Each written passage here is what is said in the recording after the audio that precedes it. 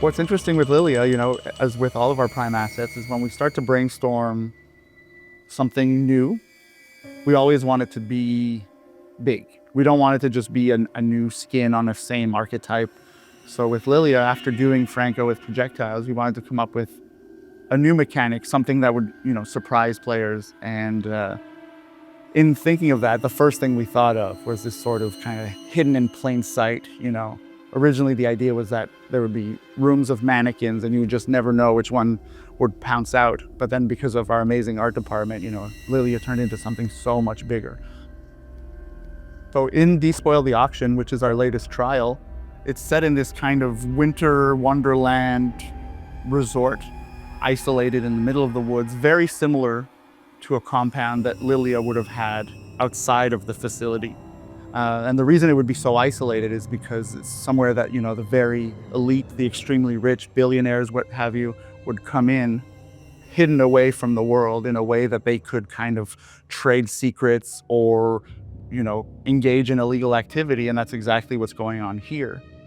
With Despoil the Auction being this sort of trial where Liliya is a core pillar of gameplay and not just kind of the main character of the map, it really kind of changes things and makes it that, it's way more visceral and also personal, because you can actually feel that everything you're doing is taking away from her for the sake of Murkoff.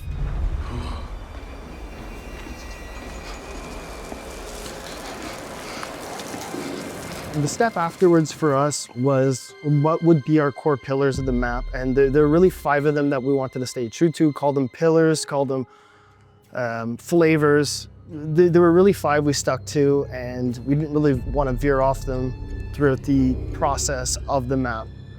The first one was we wanted the player to open up the map, not the narrative linear beats.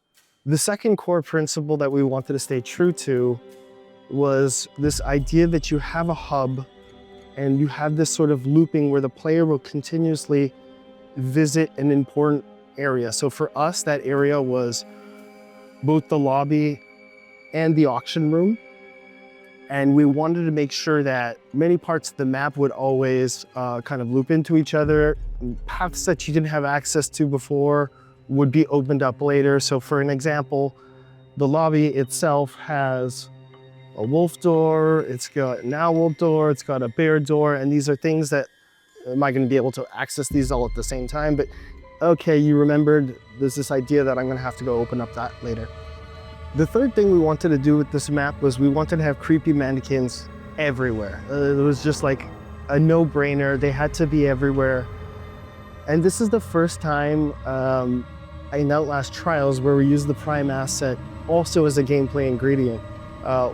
So basically the idea is that you have this very low range black light because we didn't want it to turn into a flashlight. And so you had to get close enough to the mannequins that those mannequins could be Liliya at any point.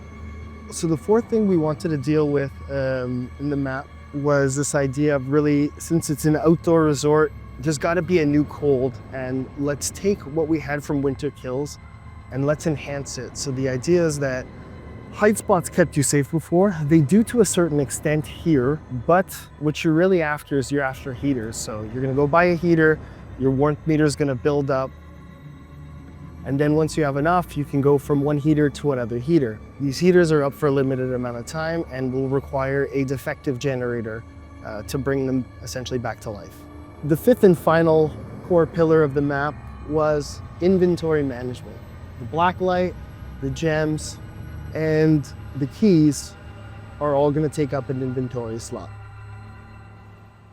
On top of all of that, we've got 2 brand new MK challenges. One takes place in the police station offices. This is Seize the Narcotics.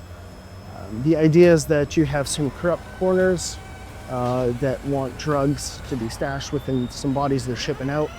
So it's your job to get past Coil in the security office where all the drugs are being kept. So the second MK challenge takes place in the shopping mall, and this one is called Fabricate the Scandal, where essentially Murkoff wants you to expose Aurora in very compromising, promiscuous positions. So the player's gonna take her torso, is gonna put it on the legs of another mannequin, player's gonna snap a photo, and these photos are gonna be brought to a security room where the security room will essentially put that on all the TVs in the shopping mall for her complete exposure. So in a nutshell, that's our main trial. Those are 2 MK challenges, and we're really excited for players to play them. See you out there.